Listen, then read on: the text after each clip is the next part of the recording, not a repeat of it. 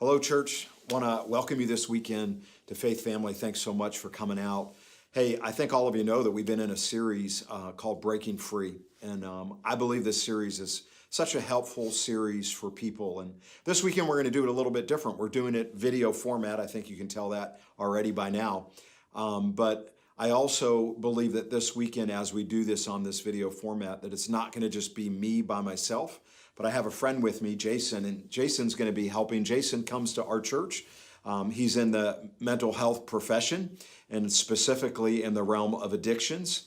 So I think this is going to be a really helpful weekend for those that you struggle with addiction in your life and you really struggle with ever telling anyone about it. In the society we live in, and especially in the church world that we live in, it's sort of like an embarrassment. Like, I'm not going to tell someone that I'm struggling with an addiction. So we sort of hide it. We sort of do a pretty good job at doing that. So I think this weekend's going to be helpful. But let me just review real quickly some of the things that we talked about. In week number 1, we talked about breaking free from the fact that these grave clothes, when we come out, we become a Christian, we come out of the grave, if you would, we still have our grave clothes on. In other words, we still have some stuff in our lives that we need to deal with. So we talked about what do we do with that. And then week number 2, we talked about breaking free from bitterness. And then week number 3, free from worry. So this weekend, what we specifically wanted to talk about is breaking free from addictions. Addiction's pretty amazing in our country and really in the world, the rates that it's going at right now. So that's why I asked Jason to be here with us. And Jason, maybe you could just give them a little bit of your story and let them know some things about you real quick. I grew up in a family that would be considered a pretty good family. I went to church my whole life. I was in sports, football, basketball, and tennis. And in high school, I started partying a little bit, did a little bit of drinking, a little bit of drugs. Nothing major, it didn't seem like a problem.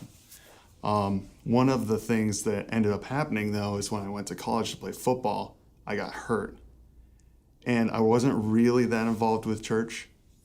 I wasn't really connected to anything else other than sports. And so what ended up happening is I started drinking more. I started doing more drugs, going to parties, that sort of thing. And it didn't seem really significant at the time. But over the course of 10 years, I ended up going to jail 6 times. I actually ended up getting saved on a cotton jail. One of the things that happened, though, that I didn't expect is my addiction didn't go away when I got saved. And that was really hard to understand. But eventually, once I got help from other people in the church, from pastors, from family, I ended up surrendering my life completely to God. And eventually I was free of it. And now today I help other people with their addictions. That's great. And I think the important thing about this is that Jason got help. And that's really what you're going to hear, I think, as a theme through this as we go through some things. But let me just give you some statistics, church. I think this is interesting when you hear some of these things. 23 million plus Americans are currently addicted to either alcohol and or drugs. And that goes from age 12 and up, which to me, that's just amazing. 100 people plus die a day, every day from drug overdoses. And this rate's tripled in the past 20 years. Over 5 million emergency room visits were drug-related in a year. 2.6 million people with addictions have dependence on alcohol and illicit drugs, which I think that's just amazing, just those 2 things, because when we talk about addiction, those are 2 things. Addiction goes across the board on many other levels. These are 2 main ones these statistics are talking about. So I think this was interesting because pornography is also that falls into this.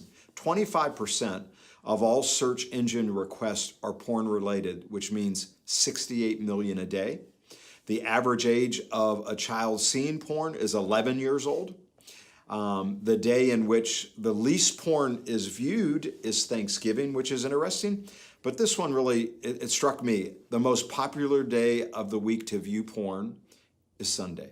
And I think that's a sad thing. So, Jason, in the field that you're working in, you hear these trends, issues, patterns, all of that. What do you see in the realm of addictions when you hear this? I think the first thing that people need to understand is addictions don't discriminate. It doesn't matter how much money you have, what color you are, what gender you are, how old you are.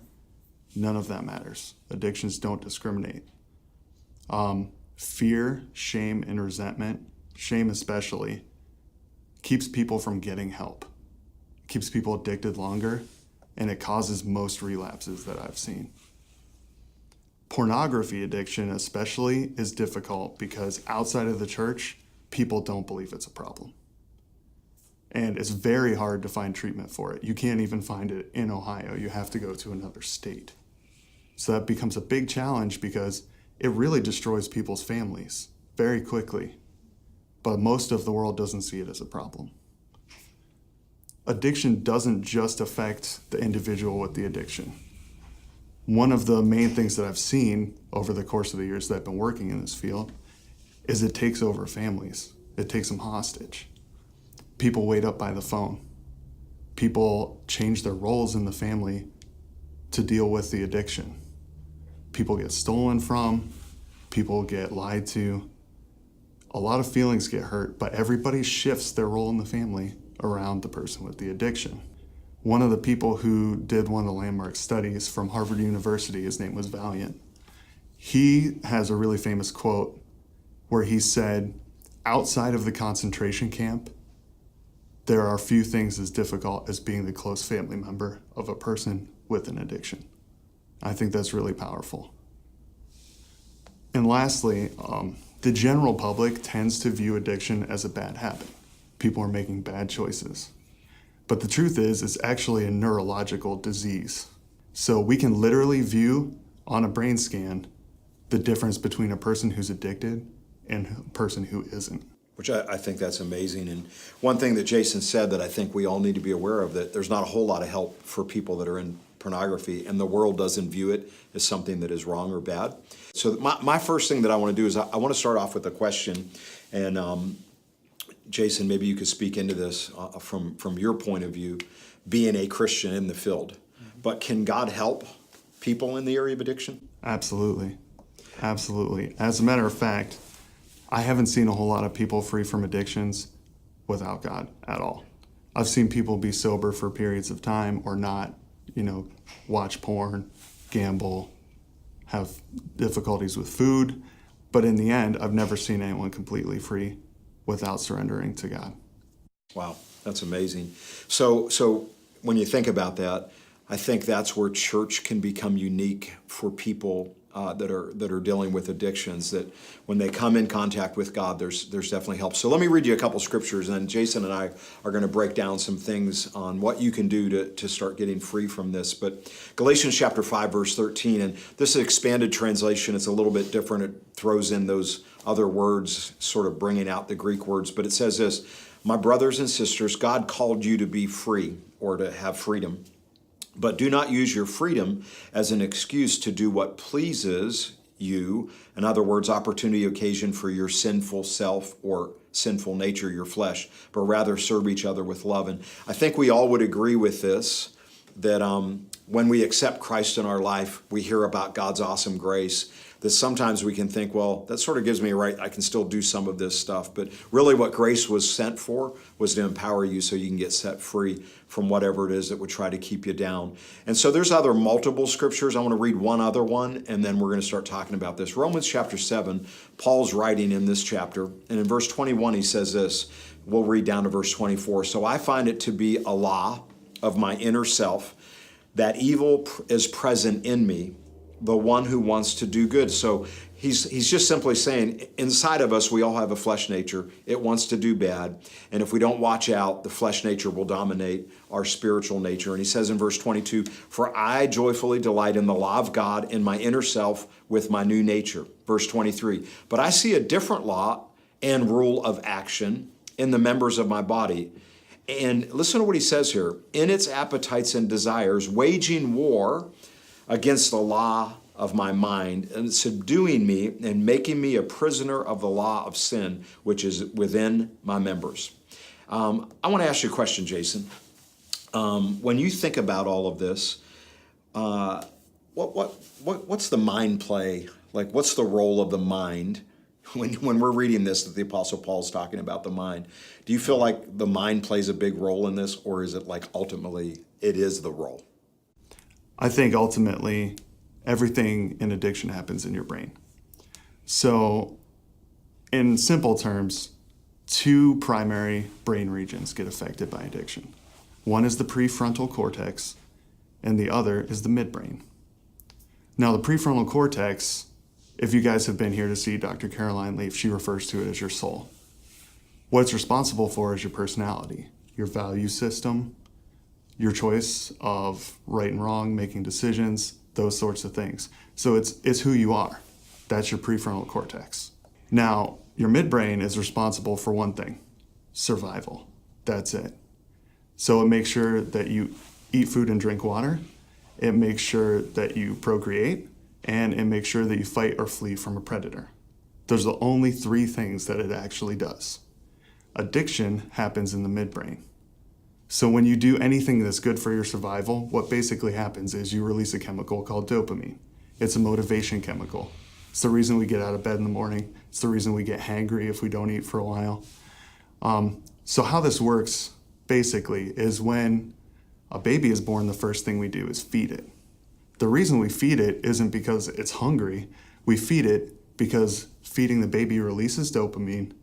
And then when the dopamine goes away, the baby starts to crave food. If the baby doesn't crave food, it won't eat and it won't live. So we absolutely have to make sure that babies are addicted to food when they're born. So one of the things that really happens in addiction, whether it's gambling, pornography, drugs, or alcohol, it doesn't matter. Your midbrain gets a flood of dopamine whenever you do one of those things. And over the course of time, when you repeatedly do it, it starts to begin to believe that you need it for survival. Now, this wouldn't be a big issue if it didn't do one other thing. Your midbrain shuts down your prefrontal cortex. It's supposed to do this. It's well designed to keep us alive. If you were being attacked by a bear in the woods and you sat there and weighed the options of whether or not you should kill the bear or run away, you would get killed. But your midbrain shuts down that choice part and just decides either fight or flee. That's it. It saves time and it saves your life.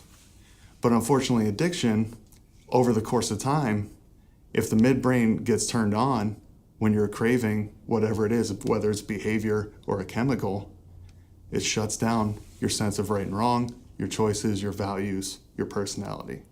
So that's why we see all this crazy behavior typically in people who have addictions. We see manipulation, we see lying, we see stealing, we see all sorts of things that happen, and we think that's them, they're making bad choices, they're bad people. But the truth is, their brain thinks they're dying, and so it will do anything to help them survive. In order to find help, what you have to do, absolutely, without question, is seek God and seek other people for help. The amazing part about our God is that He gave us the ability to overcome this.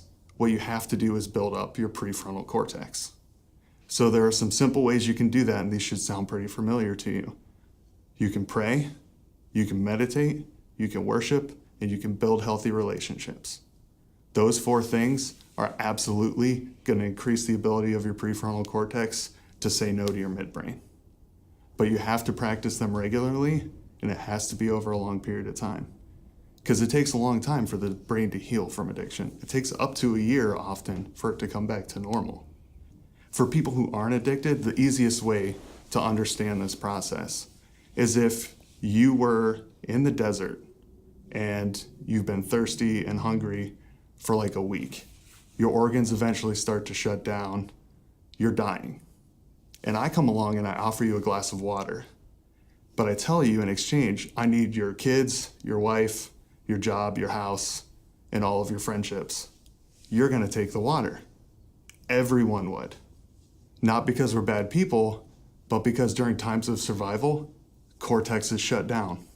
So what will happen is you'll take the water, you'll drink it, satisfy your midbrain, and then your cortex will come back online, and you'll do things like lie, manipulate, beg to get me to give you back your stuff.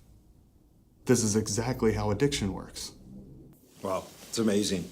I don't know if that, for all of you, one of the things that I hear through this is how amazing God is, that he did supply a way for this, number one, to be fixed. It's not like, oh, we have to be this way the rest of our lives.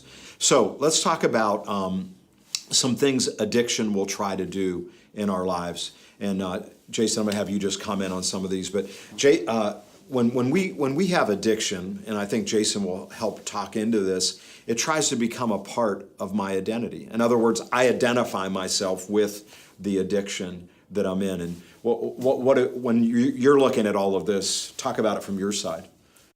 So what I see happen, by the time people get to me, this has already happened. So they already identify themselves with their addiction. But just having experienced it, the process is, we used to be all these things before we were addicted. I was an athlete, I was a scholar, I was a son, a brother. I had all sorts of different friends in different groups. One of the things, though, that addictions does first and foremost is start taking things away. One of the other chemicals that gets released, and this is really powerful, so I really hope that you guys hear this. When endorphins get released, they help us bond with other people. That's really the big thing that they do. They also take away pain and allow us to experience pleasure. But anything that you do that's addictive, gambling or pornography, sex, food, drugs, alcohol, it doesn't matter. When endorphins are released, you start to bond with that activity. And so you eventually form a relationship with it that puts aside all the rest of your relationships. So your friends and your family, your job goes by the wayside. Some people lose their homes. I have a lot of people come in that are homeless. They lose everything to their addiction. It's the only thing in their life that matters by the time I see them. So Scripture, just so we know about identity real quickly, the Bible talks about, first of all, you are who God says you are. John 1:12 says you're a child of God. You're loved unconditionally by God. And if we don't know those kind of things, then we start letting whatever addiction or whatever problem it is in our life, we allow it to be the thing that's identifying us. And then second thing that I want to talk about real quick is when I try to quit but fail, I feel increasingly hopeless. In other words, man, I'm trying to overcome this thing, but it's just really frustrating. And Paul said in Romans 7:15, I don't really understand myself, for I want to do what is right, but I don't do it. Instead, I do what I hate. And I think this is something that we see a pattern when we are in a struggle with any kind of thing, especially addictions. How does that work? So basically, a lot of times when the midbrain takes over, it's driving our behavior, 100%. It doesn't just, make us crave things overtly. We don't just think, oh, I really want to use today, or I really want to gamble today. It gives us thoughts like, you're not good enough, you don't deserve to be free from this is all you'll ever be. It's a really big part of addiction. It's easy to feel hopeless because people fail over and over again. The average amount of times for people to succeed after getting help is 5 to 7 tries. That's not a great number if you're getting help for the first time. That's daunting. It feels hopeless. Other thing that people do is try and replace their addiction with new habits. You see people like, I'll go to the gym because that's good for me, or I'll start doing this activity or that activity.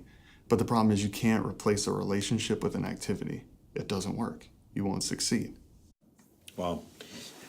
So when you think about this, the only thing that I believe, and I'm sure Jason believes the same way, that can bring you hope is God. And when you hear what we're talking about, don't listen to this and think, well, it's hopeless then. No, it's not hopeless when God becomes part of the equation and you get help. So third thing I want to just say real quickly that happens when addictions start controlling our lives, any threat to my addiction becomes a threat to me. And I want you to speak into that one, Jason. I see a lot of families, and sometimes friends, but mostly families, try and force people to get help. And you can't make somebody want something they don't want, especially because underneath, unconsciously, they believe they need this for survival. So you're a threat to their survival if you're trying to take away their habit. Plain and simple. Yeah, so that would be an excellent time for you to start praying for them, that God would really help them and deal with their heart and draw them to get help. And then we talked about this just briefly, but I want to just talk about it for a moment. Does my thought life, does your thought life matter when you're talking about addictions? And I just want to read something to you. Paul, writing in Romans chapter 8 in verse 6 and 7, and this is the Amplified Bible, it says, "Now the mind of the flesh is death, both now and forever, because it pursues sin. But the mind of the Spirit is life and peace, the spiritual well-being that comes from walking with God both now and forever." Then I love this in verse 7. It says, "The mind of the flesh with its sinful pursuits is actively hostile to God. It does not submit itself to God's law, since it cannot." And so when you look at this verse of scripture, it is just telling us your mind, when it's not on God and when it's on the wrong things, it really produces death instead of life. And not only is this a biblical principle, but it's also a principle in the mental health realm. So Jason, I'll let you talk into this. Your thought life is absolutely crucial. Absolutely. It gets corrupted by addiction. It needs to be transformed. You have to renew your mind. That's literally the solution to this. The midbrain, when it's active, it tries a lot of things to get you to go back to your addiction. It starts with things like withdrawal and drugs, which I deal with a lot because I work in a detox unit. So people get physical pain, nausea, all sorts of really, really tough symptoms to deal with. If that doesn't work, the next step is it's going to start playing with your emotions and your thoughts. And it will do this every time. So you'll feel irritable, everything will bother you, you'll be restless, nothing will make you happy. That's an easy way to go back out to your addictive habit. It's really easy. The other thing it does when it gives you thoughts, it's not always necessarily about your addiction. So I tell people when they come into the detox unit, there's only one reason you would leave here early without getting our help, and that's to use. And they may think that it's not, but that's truly what it is. Because the midbrain is really sneaky if it's not getting through to you. It will go through your memory and it'll pick something out that will get you fired up enough to go use. So people give me all sorts of reasons like, I really miss my kids or my family. I need to get back to work. They think of all sorts of reasons to walk out the door. But what that really is, that's that mind of the flesh. That's your active midbrain trying to get you to leave, to take that first step back in the direction it wants you to go. So just to be clear, it is so vital to renew your mind to the Word of God and stay consistent with doing that. Here's a couple quick thoughts, and then we're going to go down the road of closing this out. But if I'm not careful, if you're not careful, you'll begin to lose your life. In other words, through and by addiction, it causes people to lose their life. And we try to ease pain by getting a fix, right? So the question comes down to this is, how do we overcome addiction, right? From a biblical point of view, I want to talk to you about this, and then I want Jason to go ahead and speak into it also. But Jesus said this in John 8:34 and 35. He said, it says this, Jesus returned, and he said, "Believe me when I tell you that every man who commits sin is a slave." In other words, it makes you a slave, which Jesus obviously knew what he was talking about. He says, "For a slave is no permanent part of a household, but a son is. If the son then sets you free, you are really free." And Jesus is basically talking about freedom. And I love Galatians 5:1. It says this. It says, "It is for freedom that Christ has set us free. Stand firm then, and do not let yourselves be burdened again to the yoke of slavery." Now we know in context it's talking about going back under the law in context, but also there's a principle here that we have to watch that we don't go back under these things. And so what I want to talk about is what are some steps we can do to overcome. And Jason's going to go ahead and help me out with this, but I think the first thing we have to do if we are struggling is we have to admit that we're struggling to overcome whatever it might be. So first thing you have to do is you have to be honest with God. You have to admit your problem to someone. But I think Jason can probably speak into this better than I can, being in the field that he works in. So if you don't admit that you're struggling with it, number one, you can't get help. which is the most important thing you need. Because if your thoughts are distorted, if you're not thinking right, you need other people's help to overcome it. Because your brain will lead you in directions you don't want to go. I think that metaphor of slavery is so powerful because you're giving away your free will every time you use or gamble or watch porn. You're slowly handing it away because your midbrain has no free will. And the more times you let it shut down your cortex, you're just giving away your free will little by little. You need other people. You have to admit you have a problem, not just to yourself and to God, but to someone else. Another step that we could take is admit dependency. In other words, confess to God that you need help and admit you're powerless in and of yourself. Now, we've taught on this before in other teachings. We want to think we're so powerful, right? But in and of ourselves, without God's help, we are powerless. And so you have to go to Him and ask for help, go to His Word and ask for help. And I think Jason's got a great viewpoint on this, so I'll let you speak into this, Jason. Admitting dependency isn't just about like admitting the problem. You have to be able to surrender completely. It has to be absolute surrender. There's no halfway. There's no, partial. It has to be everything. I've seen a lot of Christians believe that they can just, I'm saved, I'll be good now. I don't need any further help than that. But the truth of the matter is being saved and fully submitting your life to God are very, very different things because that's about your everyday life, surrender is. It has to be every day. There can't be a plan B. I've watched too many people die because of their addictions. It's hard to see friends, see coworkers, people you share meals with, people that you spend a lot of time with, who just think that they can be saved and then they're good. Granted, we'll see them in heaven now. That's amazing. I'm good with that. But you can't overcome your addiction that way. It will still kill you. Absolutely. You have to be all in. There's no other way.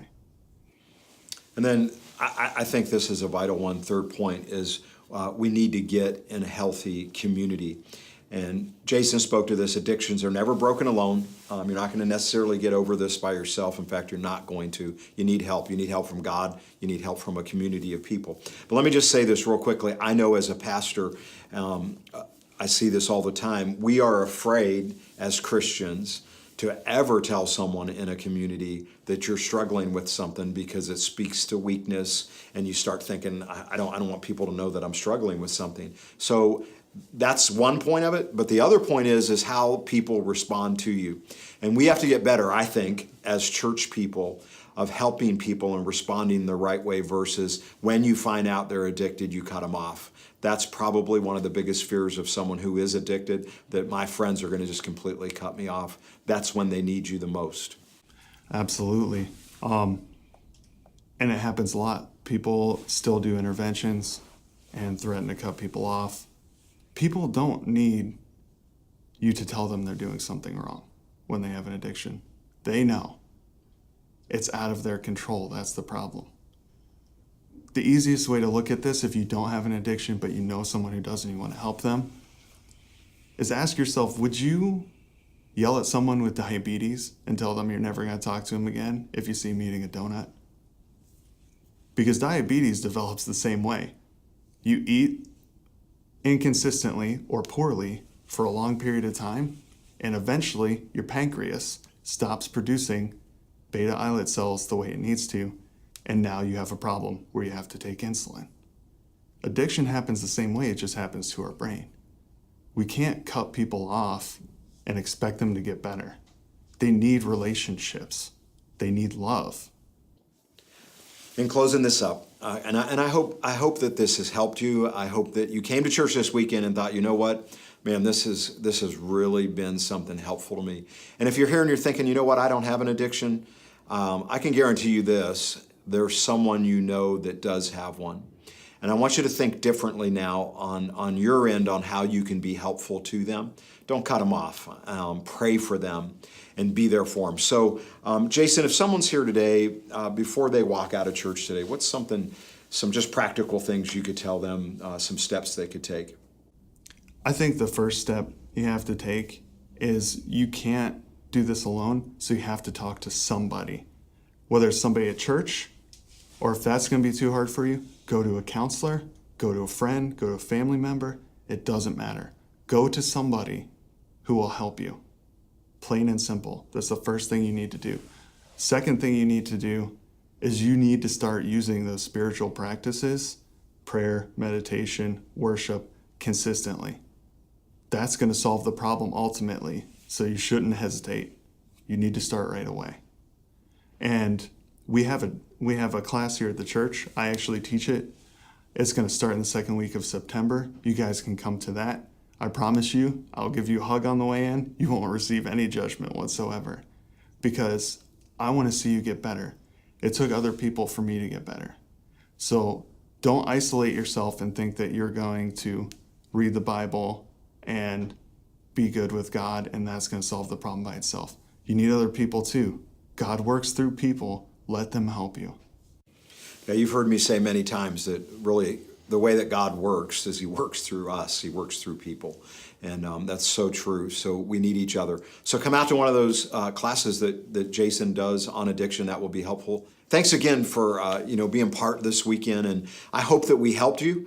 And I want to just say thank you for coming out and being part of Faith Family and being part of our church. So thanks so much. Let's give it up for Jason.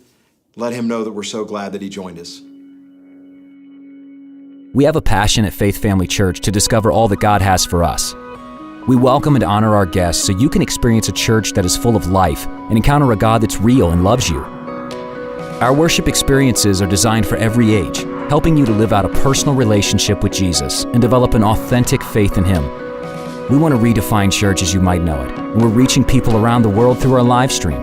Because Faith Family Church is for families, for singles, for couples, for the elderly, for young people, for the hurting, the lost, the hopeless. Faith Family Church is for people.